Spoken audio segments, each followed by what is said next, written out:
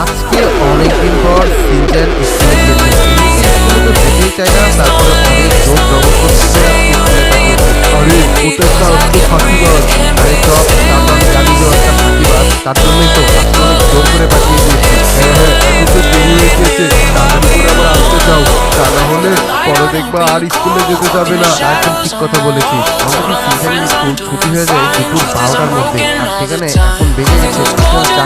আমি আমার এই সুপার লাক্সারি গাড়িটা সিজনের শোরুম থেকে আনার জন্য এতটা দেরি হয়ে গিয়েছে, কিন্তু এটা দেখলে সিনচান ভীষণভাবে খুশি হয়ে যাবে। এত সুন্দর রেড কালারের ফেরারি গাড়ি, এর আগে সিনচান কেন ওই স্কুলের কোনো বন্ধুই দেখেনি।